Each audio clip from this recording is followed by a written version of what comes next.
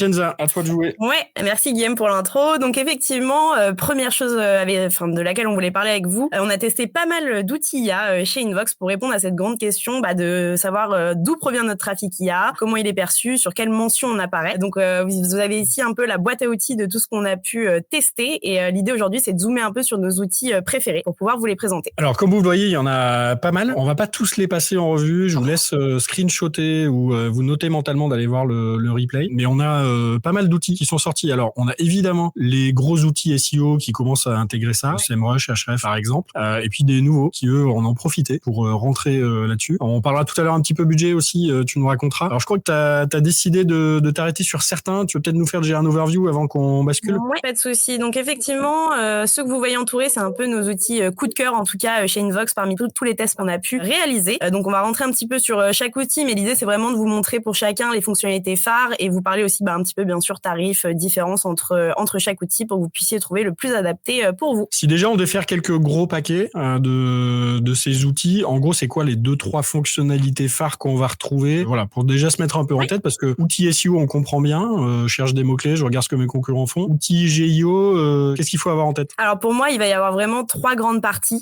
dans ce que j'appelle les outils IA ici. La première, ça va être vraiment une partie analytics, donc vraiment avoir un tableau de bord avec mes KPI liés uniquement bien sûr à mon trafic IA. Ça c'est hyper important, donc pour avoir ces métriques-là. Une deuxième partie qui va plutôt être sur voir les mentions, donc vraiment savoir où on est cité et comment on ressort sur les différents LLM. Et puis une dernière partie qui n'est pas en fait encore valable sur tous les outils, donc c'est pour ça qu'on a fait des choix aussi un petit peu éclairés sur ceux qu'on va vous présenter aujourd'hui, qui va être la partie insight, donc vraiment des outils qui intègrent une partie conseil en fait pour vraiment cibler des pages, vous donner des indications sur ce qu'il faut corriger, etc. pour pouvoir améliorer votre visibilité sur les LLM. Allez, on est parti. Hop, on est parti dans quelques tests. Alors là, on vous fait pas des tests en live parce que certains ont un peu de latence. On fait le setup et puis on attend un peu pour avoir les résultats. Donc là, on vous a fait des screenshots et puis pour ceux qui ont commencé à mettre le nom de leur entreprise et puis l'URL, on a bien vu passer. On fera un petit picking tout à l'heure. On ira tester. Là, pour le coup, on basculera sur du live. Donc n'hésitez pas à le mettre. Tous ceux qu'on n'aura pas le temps de tester, là, on reviendra vers vous de toute façon pour vous faire un petit overview. Puis vous pouvez aussi aller jouer avec les outils qu'on vous montre. Donc là, on bascule. On est plutôt sur des screenshots. On va vous dire un peu là ce qu'on avait entouré. En gros, ce qu'il faut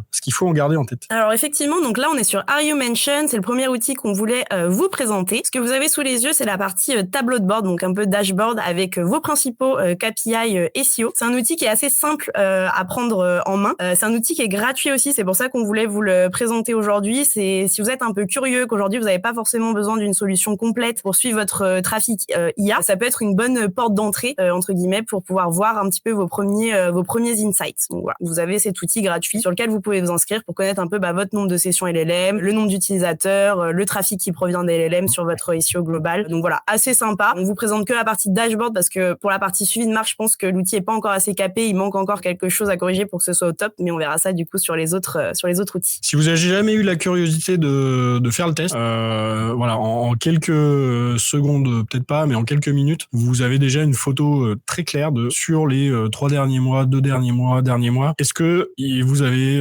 récupéré du trafic? Donc ça, c'est basé sur votre tracking Google Analytics. Le deuxième outil, c'est mentions.so. C'est mon coup de cœur, moi, personnellement.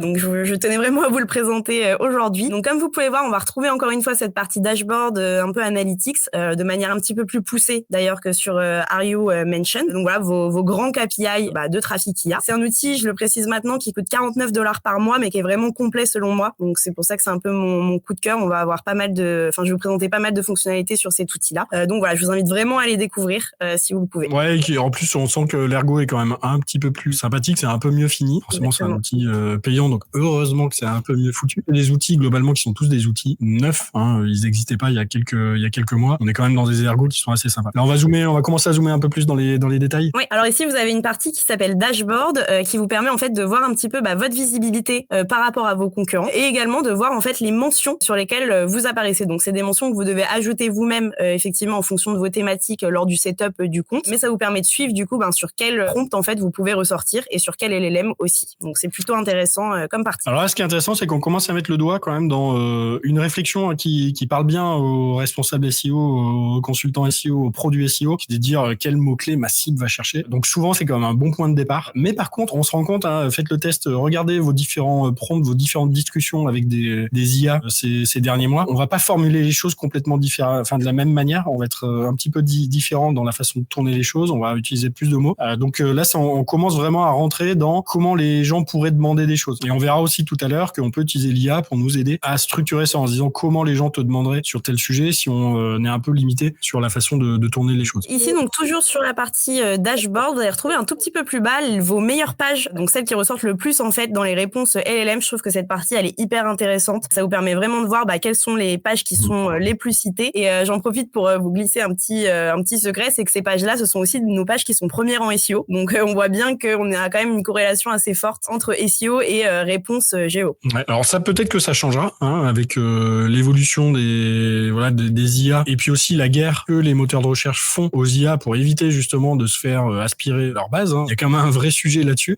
Donc peut-être que ça évoluera. Par contre, du point de vue de pilotage, de création de contenu, de structuration de votre site aussi, c'est super intéressant parce que là, on va quand même voir évoluer petit à petit quels types de contenus sont les plus intéressants et sont les plus liés. Et ça c'est intéressant pour vous, pour piloter derrière vos choix de création de contenu, vos choix d'organisation de vos pages de site, par exemple, de dire est-ce que demain je dois rajouter des blocs dans certaines pages, est-ce que je dois avoir des pages que je n'avais pas jusqu'à présent parce que j'étais plutôt sur une approche très SEO, glossaire, mots-clés, entonnoir de conversion un peu classique. Donc là aussi, c'est quelque chose qui, en fait, plus vous ferez votre idée tôt, plus vous saurez ça rapidement, plus vous pourrez voir les évolutions et donc savoir ce qui va fonctionner. Je vois une question qui est arrivée par Jean-Marc. Est-ce qu'on peut faire un comparatif Search LLM versus Google Search dans cet outil? Est-ce qu'on a que des outils finalement qui gèrent séparément ou est-ce qu'on a des outils qui permettent de faire le distinguo entre les deux? Alors malheureusement, non. Pour l'instant, sur Mention SEO, on est vraiment axé sur le Search LLM, donc on n'aura pas les données classiques qui peuvent remonter en SEO. Après, il y a d'autres outils qui le permettent, donc ça, on pourra en parler aussi un petit peu plus tard. Et puis, on aura aussi, je pense, dans le futur, même si c'est encore un petit peu lointain, une intégration de plus en plus native dans les outils SEO classiques, type SEMrush, Ahrefs, etc. Donc effectivement, Mention sera pas l'outil le plus adapté pour comparer les deux, mais ça permet quand même une première vue sur ce trafic. Du coup, donc ici, je suis rentrée en fait sur la partie prompt pour vous montrer un petit peu donc comment ça se compose. Donc vous allez avoir sur la partie gauche tous les prompts que j'ai essayé de taper pour voir justement sur lesquels Invox pouvait ressortir. À chaque fois, je vais retrouver du coup ma position donc sur les principaux moteurs LLM, le sentiment global qui émerge de ces LLM et ma visibilité en fait par rapport à mes concurrents. Donc ça, pareil, c'est hyper intéressant pour aller voir justement en termes de pourcentage combien de fois vous êtes plus visible que vos concurrents et du coup pouvoir travailler aussi ça sur vos pages en regardant les inspirations concurrentes si jamais ils ressortent plus que vous. Alors comme le disait tout à l'heure Kenza, on se rend compte que les contenus qui remontent le plus dans les IA, ce sont aussi les contenus qui normalement remontent le plus en SEO. Pour autant, on commence à voir ressortir quand même des concurrents qu'on n'avait pas forcément envisagés du point de vue purement SEO. C'est-à-dire que quand vous faites votre benchmark, souvent vous retrouvez vos concurrents, quelques médias, peut-être quelques événements, et puis des gens qui sont dans votre sphère, qui se mettent sur les mêmes mots-clés, mais qui vendent pas du tout la même chose, donc qui sont pas vraiment des concurrents directs au niveau business, mais qui sont des concurrents en termes éditoriaux et de visibilité sur les moteurs de recherche. Et en ça, on pourrait s'attendre à retrouver exactement les mêmes en face de nous. Et en fait, on voit apparaître d'autres gens. C'est-à-dire qu'il y a quand même aussi, il y a un truc qui est en train de se passer, de personnes qui étaient peut-être pas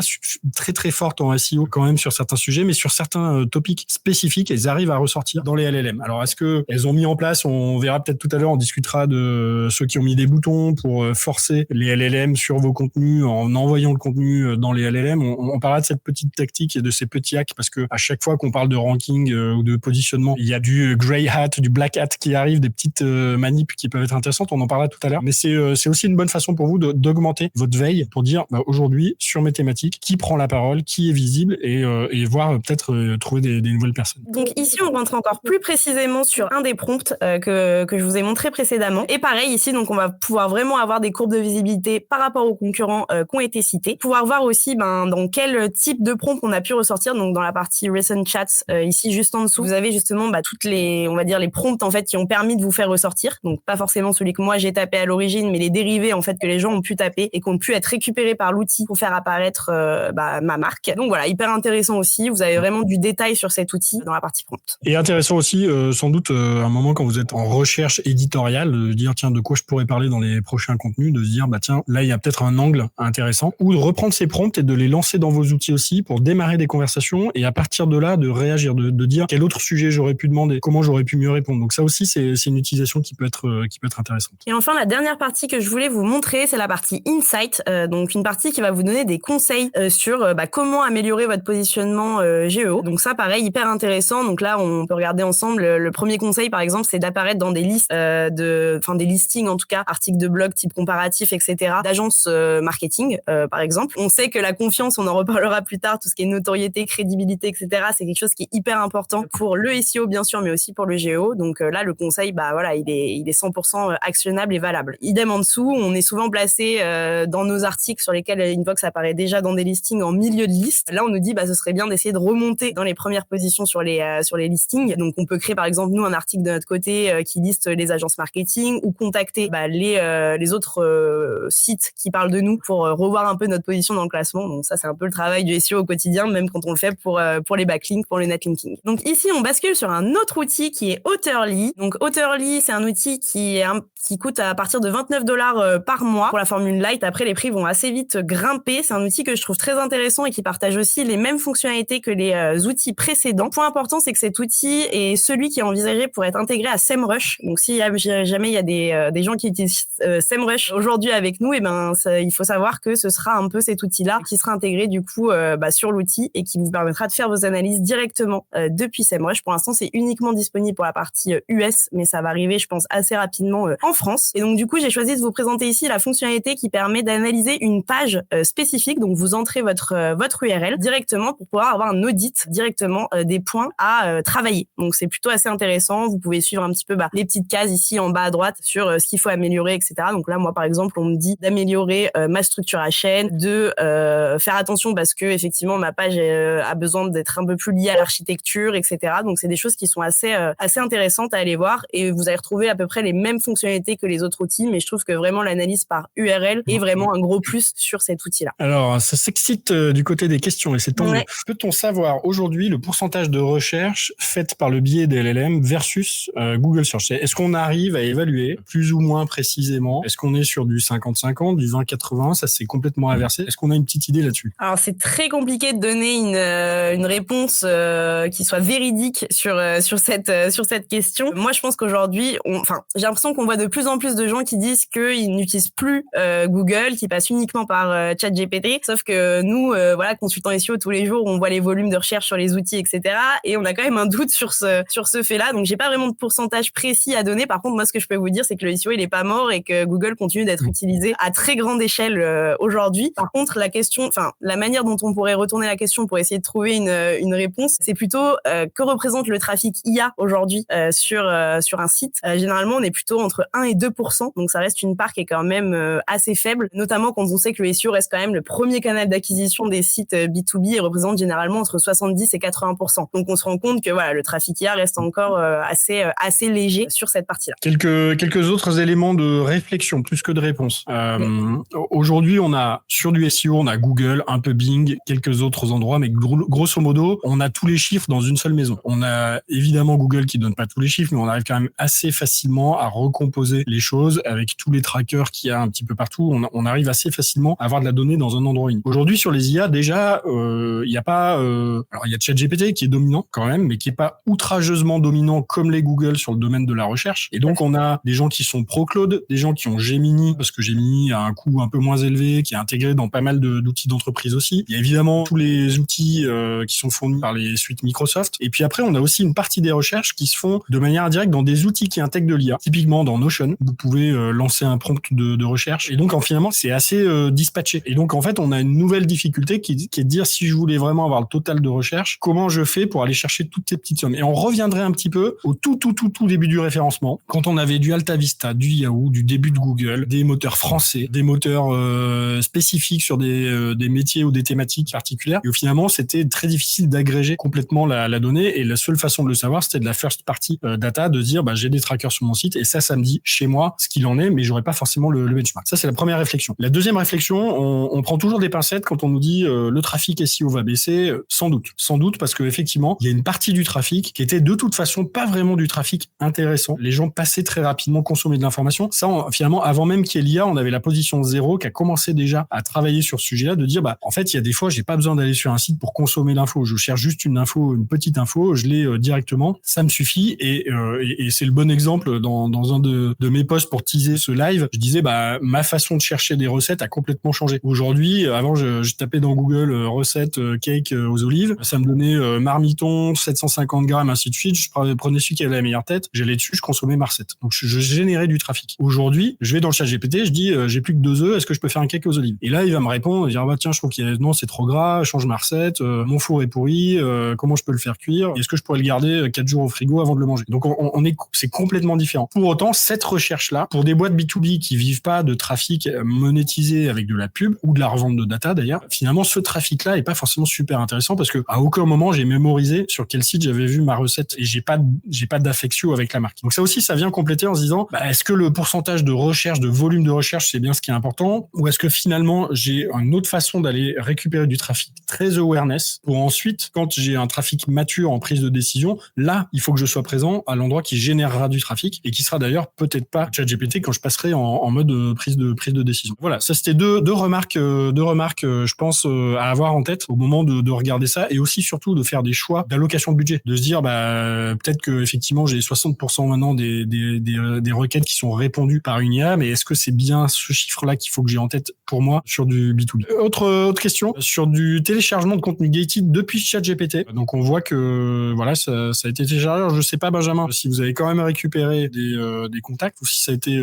émulé par ça. Mais est-ce que tu as des conseils sur comment traquer la génération de leads, de se dire ce lead au-delà du trafic? Je pense que c'est ça la question en dessous, c'est de se dire ce formulaire a été répondu parce que à un moment j'ai été renvoyé par du trafic depuis une heure. Est-ce qu'on a un moyen de traquer ça? Alors aujourd'hui, effectivement, on n'aura pas les informations de contact, effectivement, puisque ça, ce sera lié sûrement à votre CRM, selon l'utilisation. Par contre, on peut connaître effectivement le nombre de téléchargements qui proviennent d'un téléchargement depuis un moteur IA. Pour ça, c'est très simple. Vous allez sur GA4, vous mettez une requête regex avec toutes les possibilités d'IA pour pouvoir les connaître. Et du coup, dans votre partie téléchargement, si vous avez un event qui est créé sur GA4, vous pourrez remonter effectivement ce chiffre-là. Donc c'est assez simple. Et peu de tagging.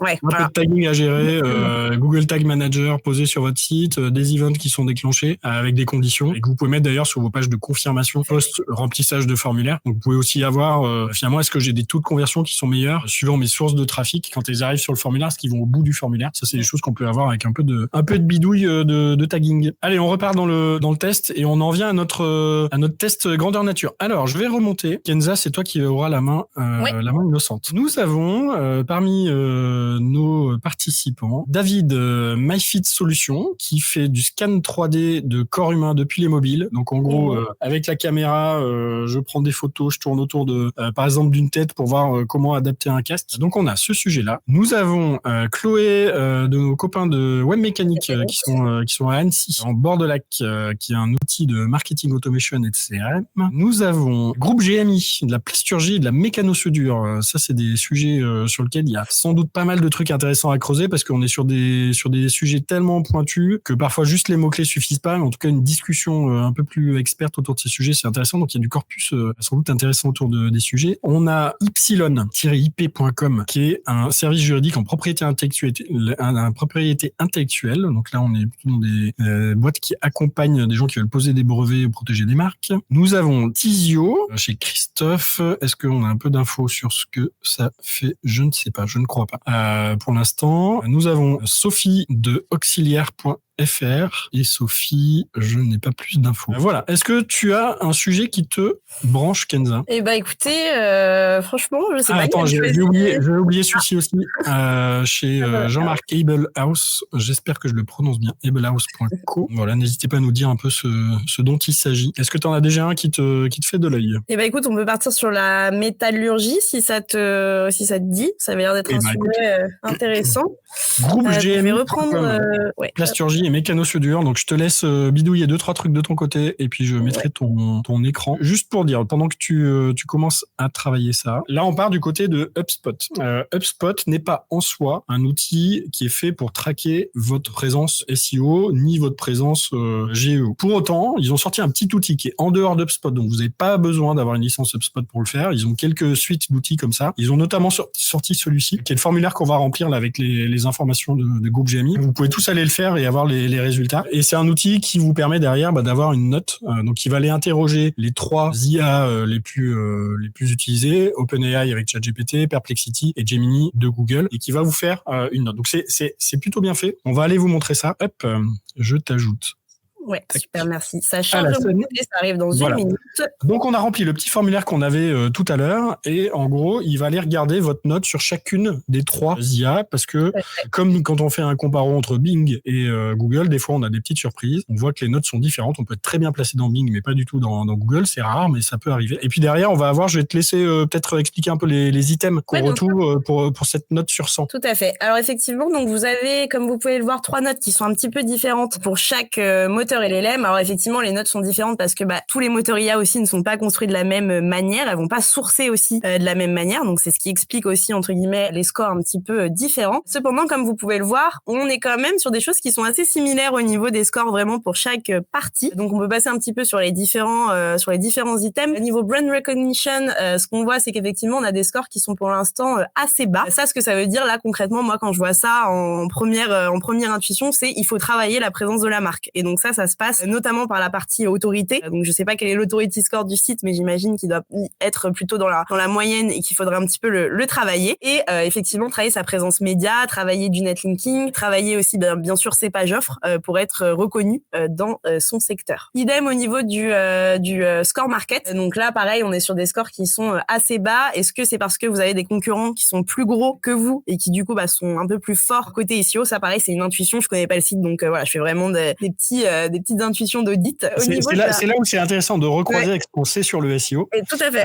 Pour voir ce qui est corroboré ou pas. En général, on a une vue qui est assez globale. Ouais. Tout à fait. Au niveau de la quality presence, presence quality, ici on va parler de plutôt tout ce qui est comment vous êtes présent dans les IA et surtout est-ce que vos pages respectent en fait les critères qu'il faut pour être présent sur les LLM. Donc on voit que par exemple sur Perplexity, on a un score qui est plutôt bon, mais par contre sur les deux autres moteurs, on est un petit peu en dessous. Donc là, il faudrait aller auditer vraiment des pages pour voir ce qui cloche et donc par exemple retravailler la structure à chaîne, utiliser un ton plus conversationnel, voilà tout ce qu'on sait aujourd'hui qui permet de s'améliorer sur cette partie présence. On a sur la partie sentiment, alors je ferai un petit peu plus confiance ici à OpenAI et à Perplexity. Je pense qu'on est un petit peu plus proche de la vérité. Un sentiment qui est plutôt bon. Donc pour rappel, le sentiment il va être basé surtout sur ce qui est raconté sur vous sur Internet, donc dans les médias, vos avis clients, etc. Donc voilà, ici c'est une partie bien sûr à aller travailler, obtenir encore plus d'avis, de mentions presse pour pouvoir